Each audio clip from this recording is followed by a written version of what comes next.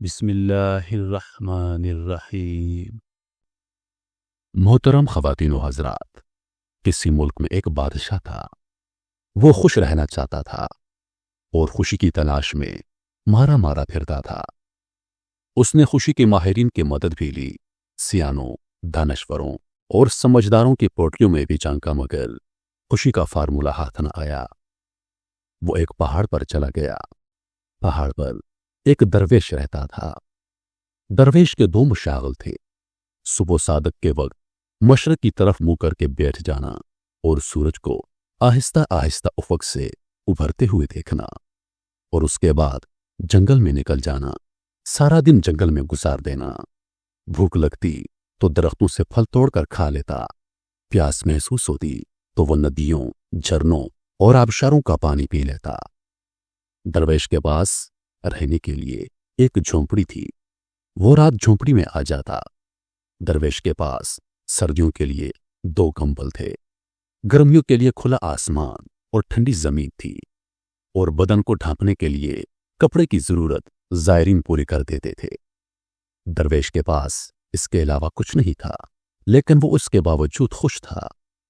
بادشاہ اس خوشی کی وجہ دریافت کرنے کے لیے درویش کے پاس پہنچ گیا۔ درویش نے بادشاہ کی بات سنی، کہکا لگایا، لکڑی کے چپل پہنے اور بادشاہ سے کہا، بادشاہ سلامت، میں اس بات کا جواب آپ کے دربار میں جا کر دوں گا۔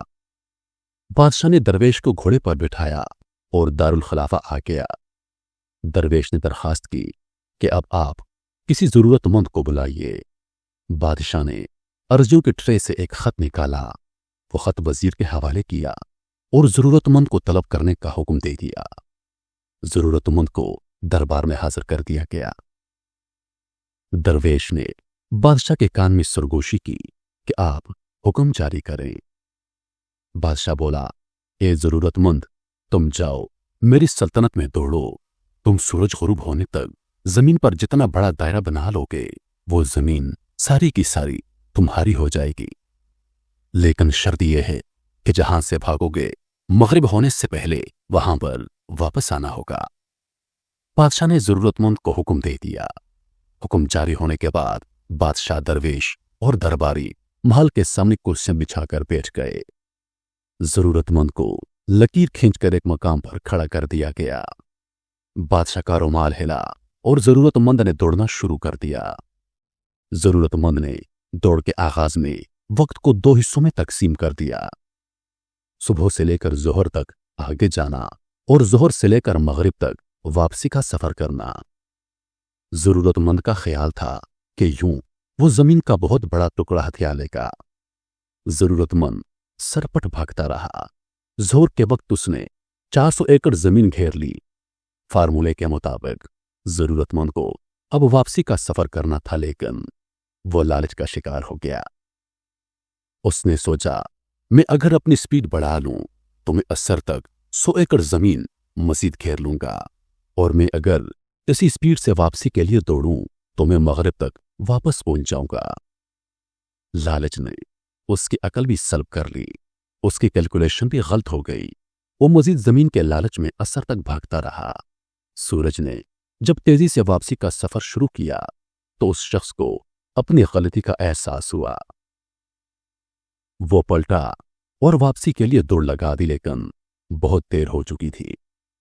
وہ اب مغرب سے قبل واپس نہیں پہنچ سکتا تھا۔ اس کے پاس اس وقت دو آپشن تھے۔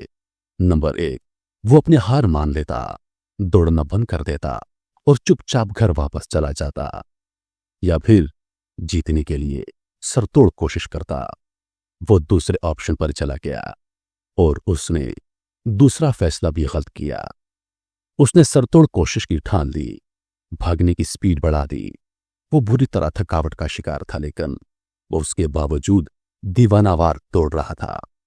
وہ وقت پر پہنچنے کی کوشش میں اپنی سپیڈ بڑھاتا رہا، یہاں تک کہ اس کے پھیپھڑے پھٹ گئے، اس کے منہ سے خون جاری ہو گیا، لیکن وہ اس کے باوجود بھاگتا رہا۔ بالآخر بادشاہ تک پہنچ گیا، لیکن مقام پر پہنچنے کے بعد اس نے لمبی ہچکی لی، زمین پر گرا، تڑپا اور وہیں مر گیا۔ وہ زمین جیت گیا تھا، لیکن जिंदगी हार गया। दरवेश अपनी जगह से उठा, जमीन पर गिरे हुए शख्स के करीब आया, हाथ से उसकी खुली आंखें बंद की, बादशाह को करीब बुलाया और उस बदनसीब शख्स की लाश दिखाकर बोला, बादशाह सलामत। लालच के व्यापारी कभी खुश नहीं रह सकते। यह शख्स मुझसे बेहतर जिंदगी गुजार रहा था। मेरे पास कपड़ों का एक जोड़ा, लकड़ी के जूते, 2 कंबल और एक प्याले के सिवा कुछ नहीं। मैं शहर से कोसों दूर पहाड़ पर रहता हूं, फल खाता हूं और नदियों का पानी पीता हूं, लेकिन इसके बावजूद मैं खुश हूं। क्यों? क्योंकि मैं लालच नहीं करता। जबकि आप मेरे मुकाबले में इस शख्स के असासे देखिए। ये शख्स मुझसे 1000 दर्जे बेहतर था। इसके पास मकान भी था, बीवी बच्चे थे, कपड़े थे, सवारी थी, दाल अनाज और जमीन जायदाद भी थी, लेकिन इसके बावजूद जमीन पर गिरकर मर गया। क्यों? क्योंकि ये अपने अंदर के लालची इंसान को काबू ना रख सका। ये दीवानावार ख्वाहिशों के पीछे भागता रहा। ये कभी किसी को दरखास्त दे देता, कभी आपको अर्जी भिजवाता। किस्मत ने इसका साथ भी दिया, इसकी लॉटरी निकल आई। आपने इसे जमीन घेरने की इजाजत दे दी। ये भागा, लेकिन इसका लालच भी इसके साथ दौड़ा। ये अगर समझदार होता, ये अगर दरमियान में कनात कर लेता, रुक जाता कि जो हासिल हो गया उस पर इस्तिफादा कर लेता, शुक्र अदा करता, तो शायद ये अपनी जिंदगी बहुत खुशी से गुजार देता। ये नेमत इसके लिए काफी होती, लेकिन यह लालच के घोड़े से ना उतरा। ये भागता रहा, यहां तक कि लालच ने इसकी जान ले ली। दरवेश ने लंबी सांस ली और बोला, बादशाह सलामत। लालच और खुशी दोनों इकट्ठी नहीं रह सकती। आप खुश रहना चाहते हैं तो आपको लालच को खत्म करना होगा। खुशी खुद ब खुद आपके घर में बस जाएगी। लेकिन अगर आप लालच के घोड़े पर बैठकर खुशी की तलाश में सरपट भागते रहे तो आपका अंजाम भी इस शख्स जैसा होगा। आप भी इबरत का रिस्क बन जाएंगे। बादशाह की आंखों में आंसू आ गए। उसने नरम लहजे में कहा, जनाब, बादशाहत लालच की दलदल होती है। आप बादशाह होते हुए खुद को लालच से कैसे बचा सकते हैं?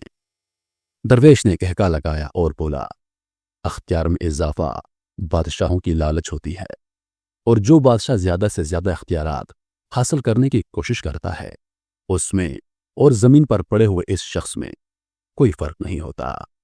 आप इख्तियारात समेटने के बजाय इख्तियारात बांटना शुरू कर दें, आपको खुशी मिल जाएगी।